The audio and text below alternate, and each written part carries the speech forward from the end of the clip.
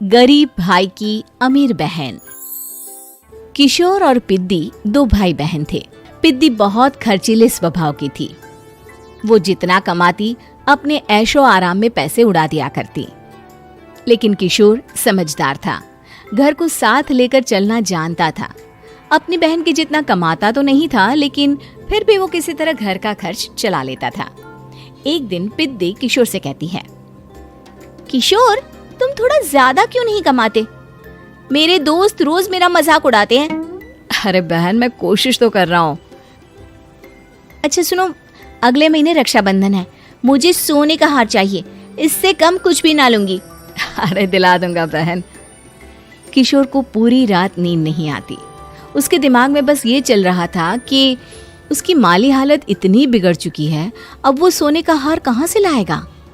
अगले दिन किशोर सुबह सुबह घर से ये बोलकर निकल गया कि पिद्दी, मैं गांव से बाहर जा रहा हूँ, कुछ दिन घर नहीं आऊंगा। किशोर ने अपने काम के साथ साथ फेरी में कपड़े बेचने भी शुरू कर दिए, जिससे वो ज्यादा से ज्यादा पैसे कमा सके। रात में वो एक बिल्डिंग की चौकीदारी भी करने लगा। अपने काम से थोड़ा बहुत समय निकालकर बस कुछ घंटे की नींद ले पाता था। और कब वो कुछ दिन एक महीने में बदल गए और रक्षाबंधन भी आ गया, पता ही नहीं चला। लेकिन किशोर अभी तक घर वापस नहीं लौटा। जहां वो काम करता था, पिद्दी के नाम का गुल्लक रखा हुआ था। किशोर ने उस गुल्लक को फोड़ा और सारे पैसे इकट्ठा करके एक सोने का हार खरीद लिया। घर में पिद्दी किशोर का इंतजार कर रही थी। तभी किशोर आता है। कहाँ चले गए थे? 4 दिन का कहा था और 1 महीने से पता नहीं कहाँ गायब हो गए थे। मैंने बस एक हार मांगा था और तुमने तो घर ही छोड़ दिया। अरे मुझे थोड़ा काम मिल गया था। कुछ नहीं, सब समझती हूँ, बहाने थे तुम्हारे। अपनी बहन के लिए इतना भी नहीं कर सकते, कैसे भाई हो? चलो यहाँ बैठो, राखी बांधती हूँ। पिद्दी ने किशोर को राखी बांधी। वैसे ही किशोर ने अपनी बहन के हाथ में सोने का हार रख दिया। उसकी खुशी का कोई ठिकाना नहीं था। वो मिठाई खिलाए बिना ही नेकलेस लेकर चली गई और शीशे के सामने अपने गले में हार रखकर देखने लगी। किशोर ने लड्डू उठाया और खुद ही खा लिया। ऐसे कई साल गुजर गए। एक दिन पिद्दी की नौकरी छूट गई। अब वो पूरी तरह किशोर पर डिपेंड हो गई थी। आए दिन किशोर को अपने महंगे महंगे शौक गिनाकर उससे पैसे मांगा करती थी। किशोर, कुछ पैसे देना, मुझे पार्लर जाना है। किशोर बिना कुछ बोले उसे पैसे दे देता। ये क्या, 500? अरे इतने में तो मुझे पार्लर में एंट्री मिलेगी बस। अच्छा, देता हूँ ना ज्यादा। अरे कैसे भाई हो, अपनी बहन के लिए इतना भी नहीं कर सकते। किशोर ने जेब से 2000 का नोट निकाला और उसे दे दिया। किशोर गरीबी में रह लेता था, लेकिन अपनी बहन को कभी कोई कमी नहीं होने देता था। बेटा, पिद्दी तुम्हारी बहन है, उसे कभी किसी चीज की कमी मत होने देना और उसका ध्यान रखना, क्योंकि भाई का फर्ज होता है अपनी बहन का ध्यान रखना। किशोर ने माँ की कही ये बात हमेशा के लिए याद कर ली थी। शायद माँ की इसी बात की वजह से किशोर पिद्दी की हर जिद पूरी करता चला आ रहा था। किशोर, आज मैं अपने दोस्तों के साथ पार्टी करने जा रही हूँ, मुझे कुछ पैसे दो ना। किशोर पिद्दी को समझाता है, लेकिन पिद्दी नाराज होकर चली गई और अपने कमरे में सुबक सुबक कर रोने लगी।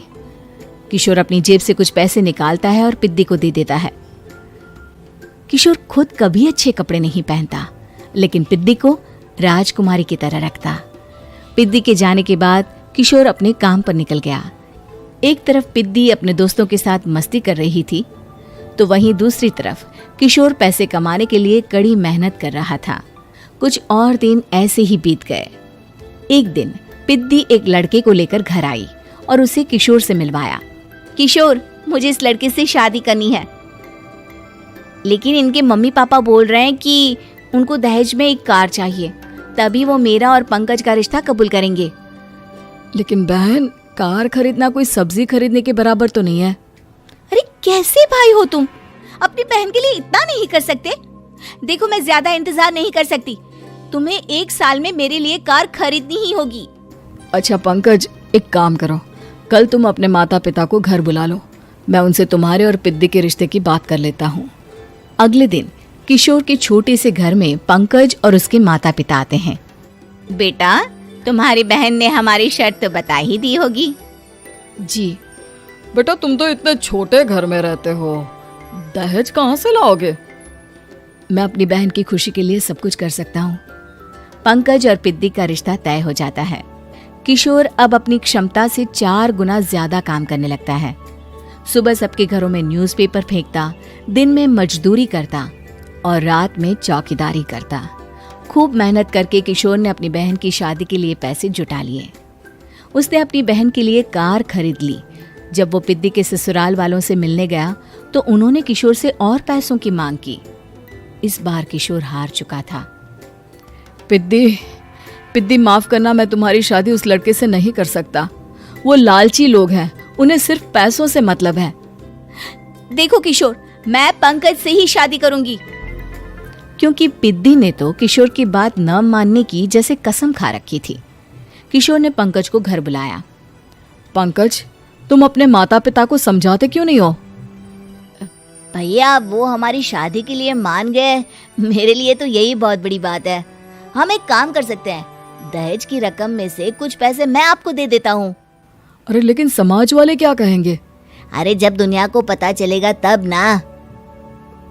अच्छा, कुछ पैसे मैं अपने मालिक से कर्ज में ले लेता हूँ। कुछ पैसे पंकज देता है, कुछ वो कर्जा लेता है और अपनी उम्र भर की कमाई वो अपनी बहन की शादी में लगा देता है। आखिर में पंकज और पिद्दी की शादी हो जाती है। पिद्दी की विदाई के बाद किशोर बिल्कुल अकेला पड़ जाता है। अब उसका कमाने में भी मन नहीं लगता। उधारी वाले रोज घर में आकर बैठ जाते हैं। अरे किशोर, अब तो पिद्दी की शादी को 5 साल हो गए, अब तो हमारा पैसा लौटा दो। चाचा, पिद्दी के जाने के बाद किसी भी काम में मन नहीं लगता। अरे तो हमारा पैसा कैसे वापस मिलेगा? जी, कुछ करता हूँ मैं।